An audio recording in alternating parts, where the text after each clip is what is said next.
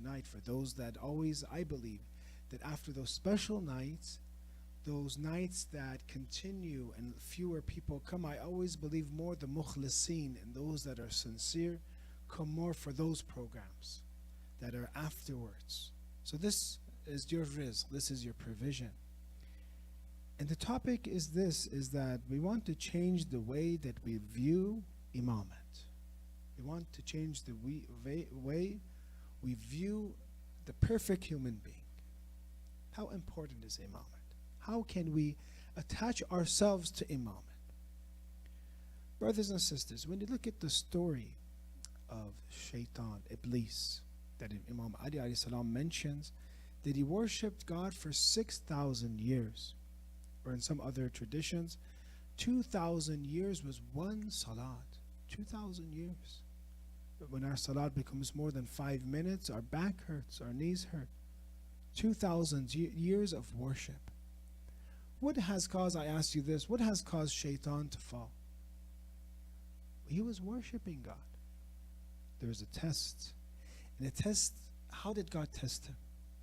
He tested him with a prophet of God. He tested him with the complete human being, with Adam alayhi salam.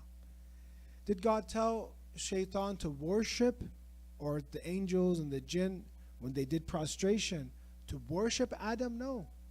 He said to respect him and to follow him by showing that sujood is a sign of respect.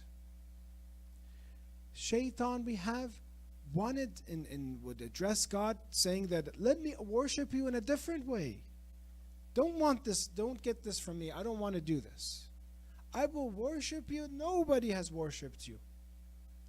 Forgive me and let me not do this prostration to Adam. But God is showing him that Adam and the perfect human being is the sabil, is the path. And that this is the sirat al-mustaqim. This is the correct path, the straight path. That there's no other path.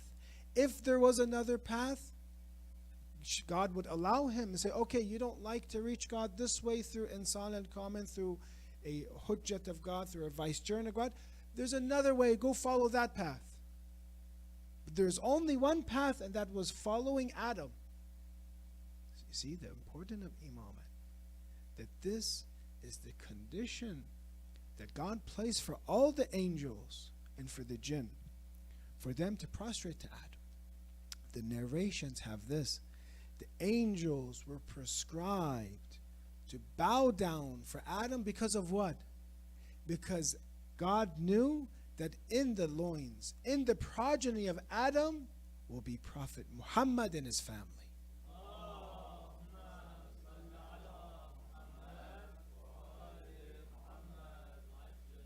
So the sujood of malaika are to Prophet Muhammad and Ali and Fatima and Hassan and Hussein alayhimus salam. That was the instruction.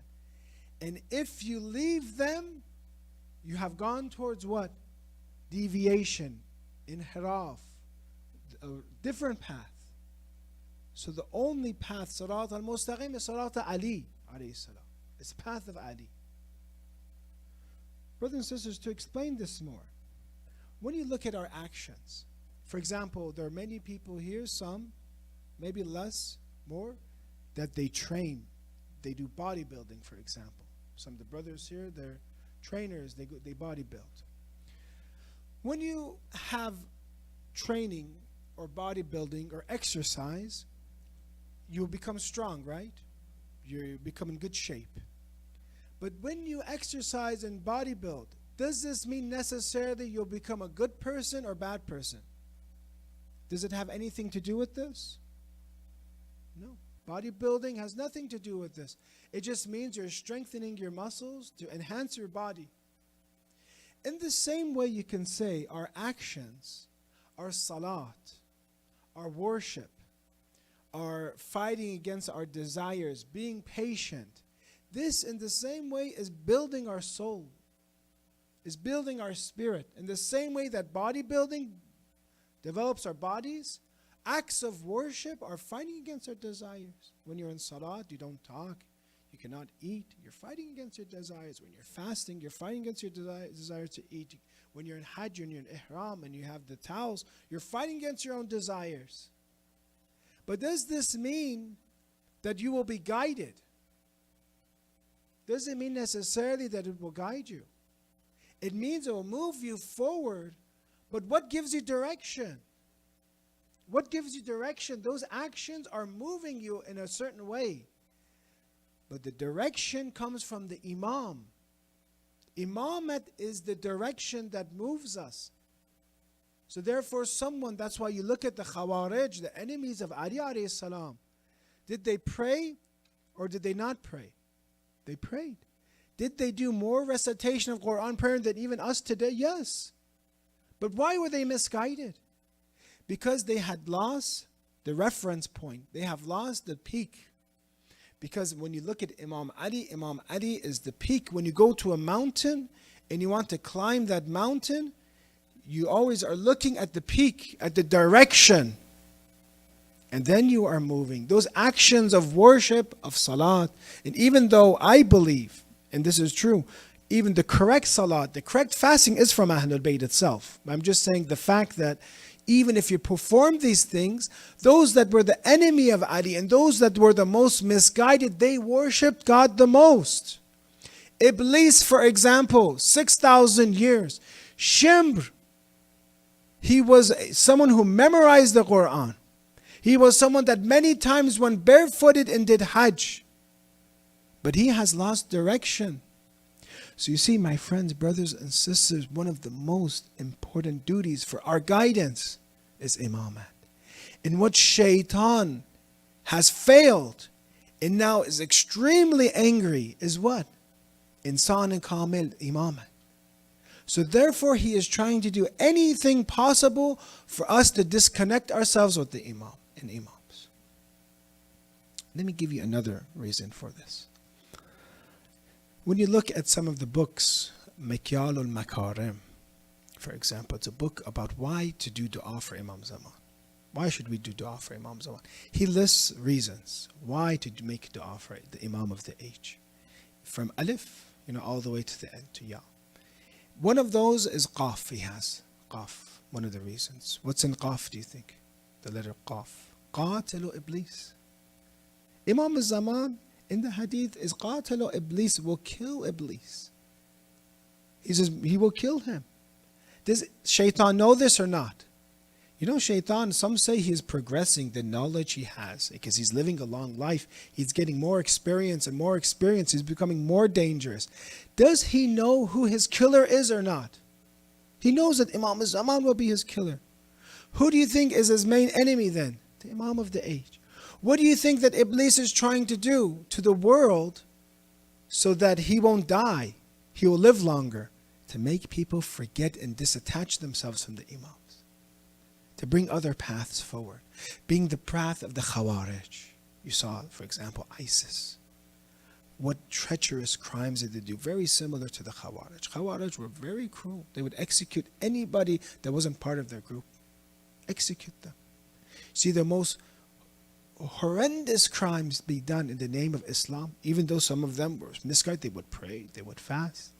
But when you don't have that direction, you don't have imamat, you will not be guided.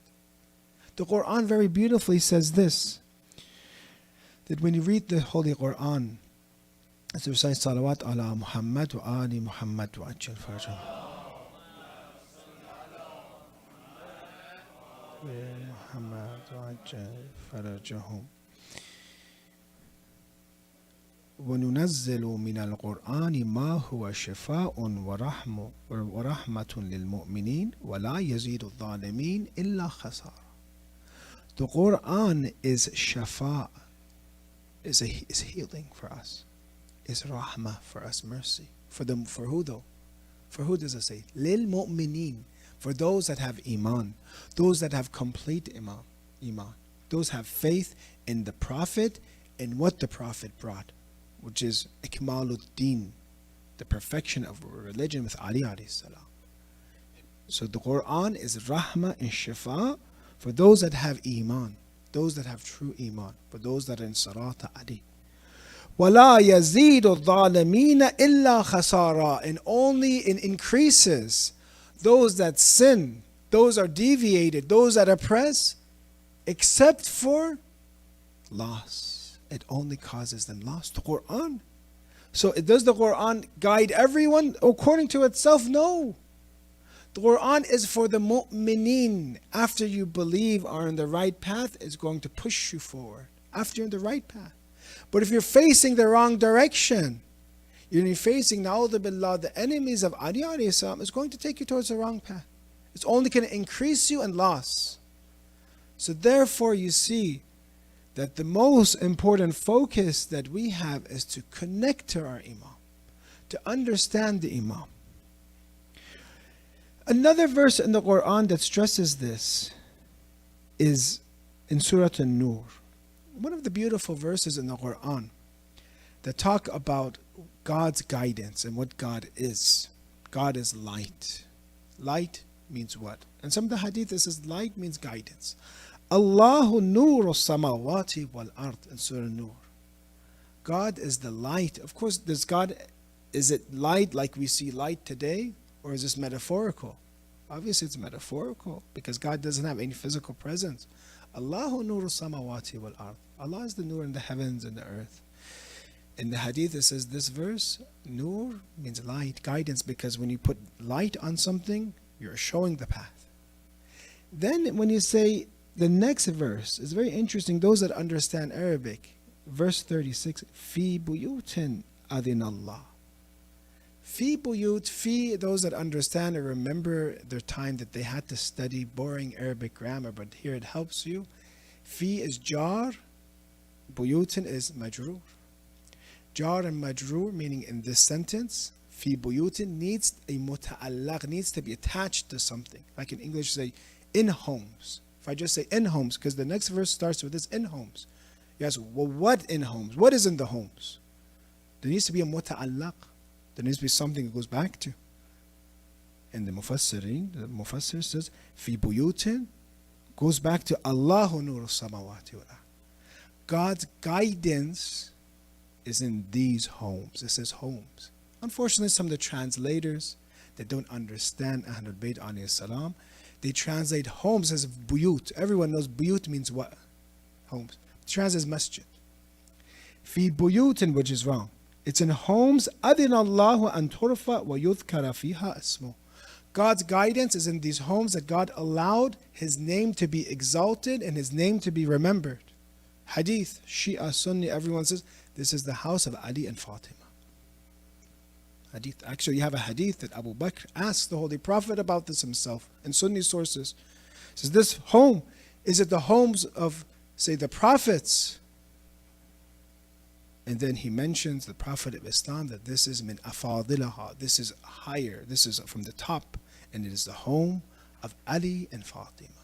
Quran, according to what the tafsir, God is light and nur that goes in these homes. If you want guidance, go to Imamat. Because Imamat is the direction. If you just, as we said, you want to move, you want to do fasting, you want to pray, you want to do any type of active worship. If you do not have a direction, where are you going to go? It's as if I drive and I don't know where I'm going. I can fall off a cliff.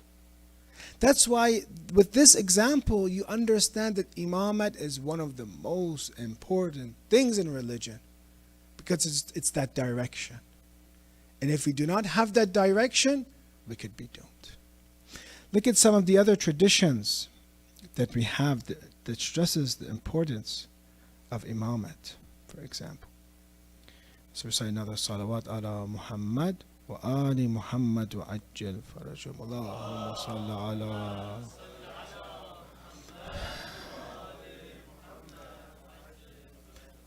I'm sure many of you heard this, that Ali ibn Musa Rida, the 8th Imam, especially our brothers from Mashhad, they know more of the hadith of Imam Rida. I actually believe myself that those that are from these holy cities, they get affected by the holy imam or holy person that's in that city. I believe it myself. As long as obviously they're in the, paying attention and they have the capability to benefit, but they have something that many others don't. And you develop, like even sometimes there's a child of the Imam, nobody knows, but that village knows. Because they know of that child of the Imam, they read about their history, they connect with them, they get shafa and cure from that Imam Zada, for example. They have a better relationship with that person that's buried in their city.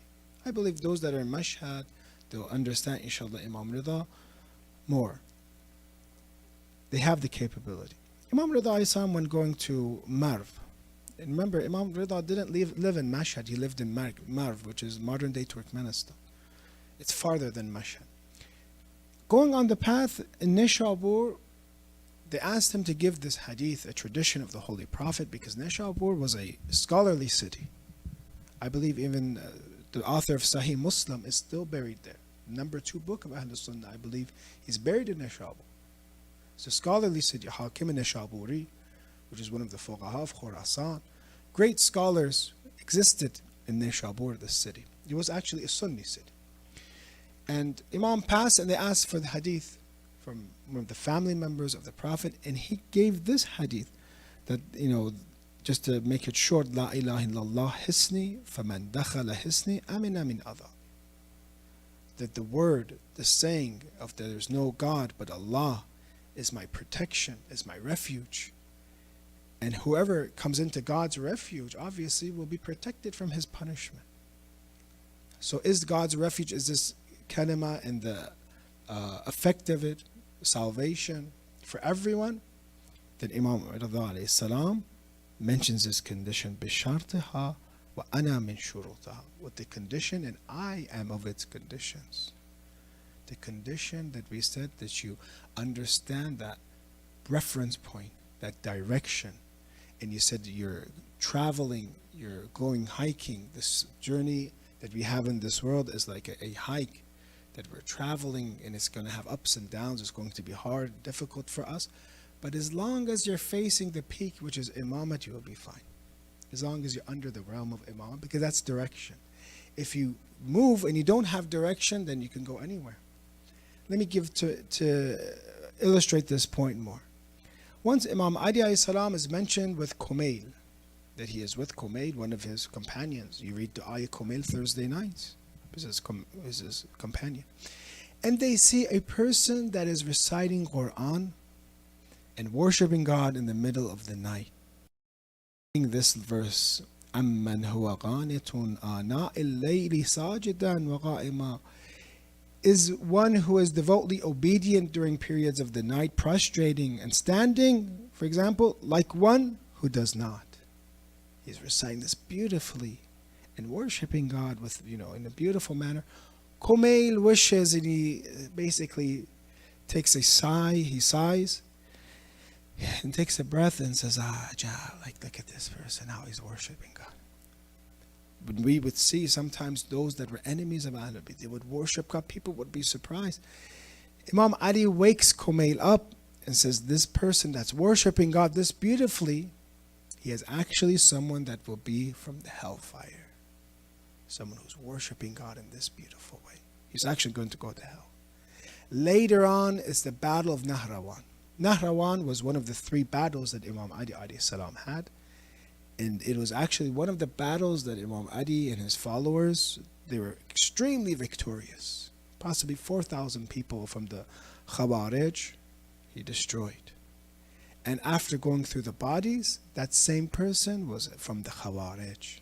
And Imam Adi mentions this verse in this story, that again he mentions with the sword, he points to Kumail, أَمَّنْ هُوَ قَانِتٌ آنَاءِ اللَّيْلِ سَاجِدًا وَقَائِمًا. You remember this verse, this person that was worshiping God so beautifully? I said he would go to hell. A time period later, Imam Ali, with his foreknowledge, showed that actually he is someone that's going to hell. Why? Because that person didn't have the direction. Some people, they lose that direction. Ibn Muljam had the direction. He loved Imam Ali. He wished he was with Imam Ali. Look at when Imam Ali, the first dialogue with Ibn Muljam and Imam Ali alayhi salam. But later on, he becomes the killer of Ali alayhi salam. We mentioned Shimr. In the battle of, some say, in the battle of Siffin, he was with Ali ibn Abi Talib. They lose that direction. So moving our goal isn't just movement, brothers and sisters. Our goal isn't just action.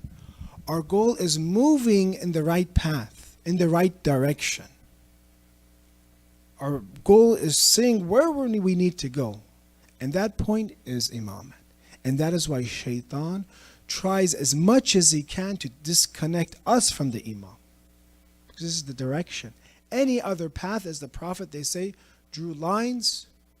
He said the only path is Sirat al-Mustaqim, the right path, the straight path.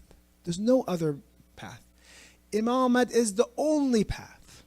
Is the only path. If there was another path, Shaitaan would have took it. This is the path that he was not allowed. His nafs did not allow him. So tonight we will, inshallah, later on, if we have more tawfiq, we'll talk about this and talk about what Shaitaan does to us, that we forget the Imam of the age. We get separated from the Imams because that's what he's trying to do. And at the other side, we see how much the Prophet of Islam, how much Quran, how much our inclination is towards love of this holy family. Why?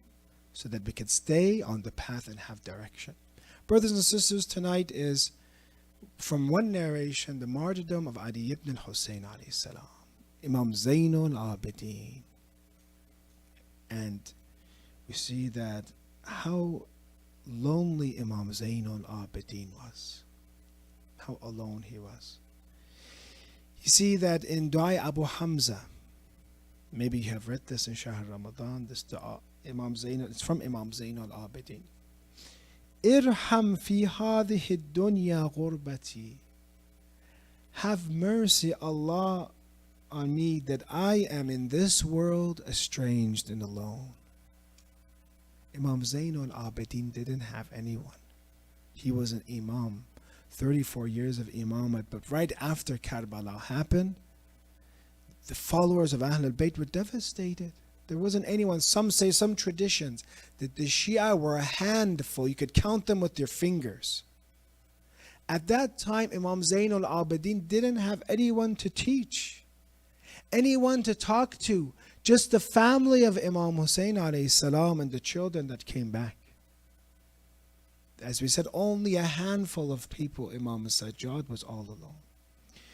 You see, the statements about Imam Zainul Abidin in history, it's beautiful. If I want you to research Imam Zainul Abidin according to Sunni sources and see how much our Sunni brothers have respect for him. Inna Ali ibn al-Hussein afqahu ahl al-Madina. Zainul Abidin, according to Shafi'i, one of the four prominent schools of jurisprudence, is the most knowledgeable of Medina. Or you see, Dhahabi, kanat lahu jalala ajiba. He had an amazing loftiness and magnificence. This is one of the top historians in the Sunni world. Imam Zainul Abidin had amazing loftiness, magnificence. I swear by God, this is true for him. Certainly he was suitable for a great leadership. Kana ahlan imamat al-udhma. He could have a great government, great imamah. Muhammad ibn Zuhri, one of the narrators of Sahih Bukhari. 1,000 out of 9,000 hadith from Sahih Bukhari is from him. A student of Zainul Abidin. Later on, after this time period, he begins to teach. He begins to purchase slaves and free the slaves, train them, and teach them and free them. And so many of the Shia were actually freed slaves, because he taught them and trained them and took care of them. Ma ra'aytu ahadan afqaw min. Muhammad ibn Muslim az-Zuhri mentions Ibn Shahab az-Zuhri. Nobody, I have not seen anybody more knowledgeable than Ali ibn al-Hussein. Tonight we're remembering one of the Imams who at the same time was Zainul Abidin, was the adornment of worshippers, but is one of the most gentle of people, one of the most forgiving of people. Sometimes our parents do something to us, we never forgive them. Sometimes our brother or sister does something for us, to us, we never forgive them. Our spouse. Imam Zainul Abidin teaches us forgiveness. A person comes to him, a slave, a servant, with a pitcher of water, drops it on the head of the Imam, and fractures his skull. Fractures his skull. Now, if it's us, how many different type of curses would you give this person that dropped something on, fractured your skull? Whatever you knew, you'd probably tell him. Then the servant is very scared. It says, mentions, وَالْكَاظِمِينَ الْغَيْظِ, this verse of Quran. And those that cool their anger. The Imam says, كَذَمْتُ غَيْظِ, I've cooled my anger. With pain in the head. And then they mention وَالْعَافِينَ عَلَى النَّاسِ, and those that forgive the people. And he says, أَفَاللَّهُ عَنْكَ, I have forgiven you. That is how much, that for us is a miracle. At that time to be hurt and harmed, and someone says, forgive me, have patience, forgive me. Then Imam Sajjad, they mentioned to him, Wallah yuhibbul muhsineen, Allah loves those that are muhsineen, those that do good. Says, Adhabi, to this female slave, Adhabi, fa'anti hurra. Go, now you are free, I have forgiven you. What have you done? You dropped a pitcher on the skull of Imam Sajjad. Imam Sajjad has now forgiven you, now you're free. This is unparalleled, just as his knowledge was unparalleled. His behavior is for us a role model, was unparalleled. You see his love for the poor. He had a tremendous love for the poor. It would be surprising that he would eat with them. He would feed the orphans with his hand. He wouldn't reject the beggars. And when he comes, I'll finish with this, so many fada'il of Imam Zayn al-Abidin.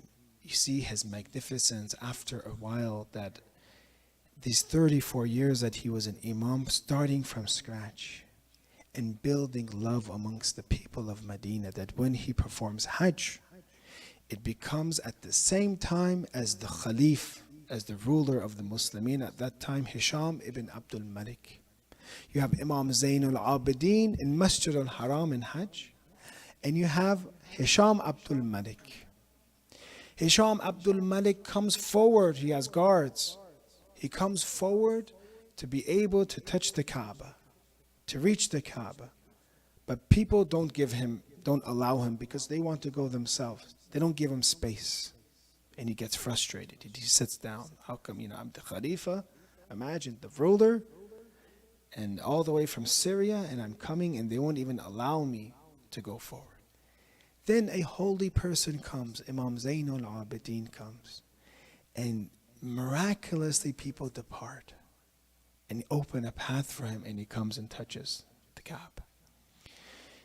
They ask Hisham Abdul Malik, who is he? He gets so frustrated, he says, I don't know who he is. He knew who he was. Of course, the Khulafa knew the Imams.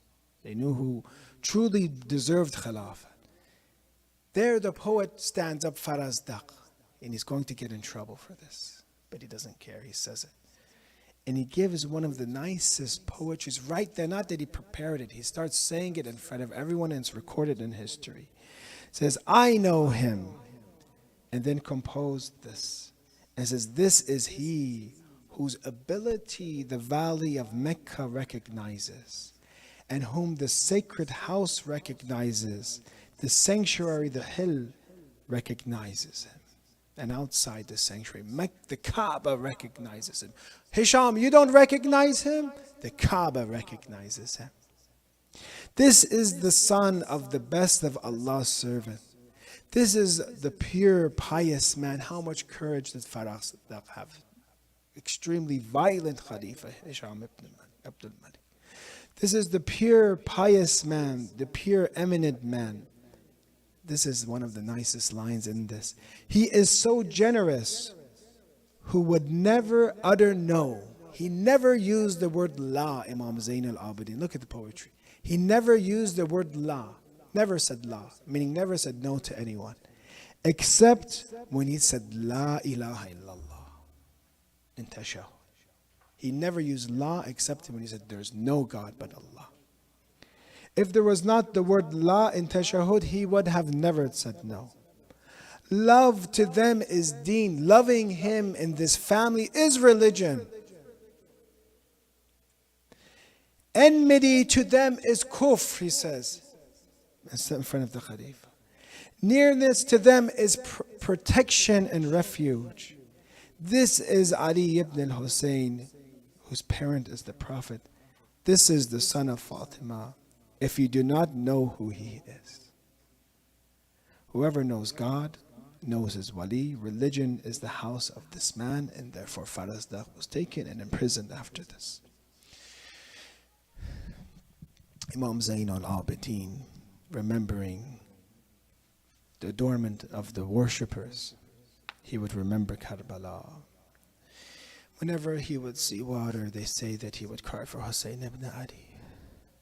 Some say that they saw once water being flown and then stopped, water being flown and stopped, water being flowed and stopped. And they say, what is going on? They say, it's Imam Zayn al-Abidin, that every time he came to get wudu, he would see the water poured and then remember the thirst of Hussein, and he would become so sad that he wasn't allowed to do his wudu anymore. He couldn't do wudu, and he would stop. Again, he would try to do wudu with water because he remembered the thirst of Ali Asghar. He remembered the thirst of Ali Akbar, Hazrat Abbas, the children of Imam Hussein. Imam Zayn al-Abidin in chains, bound in chains, going to Kufa now.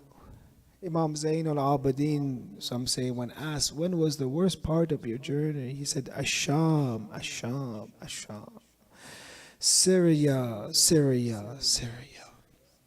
Inna lillah, inna ilayhi raji'un. May Allah, inshallah, guide all of us and keep for us our focal point in our life, which is imamat, and specifically the imamat of the Imam of the age, Imam Zaman, inshallah. Allahumma salli ala Muhammad wa ali Muhammad.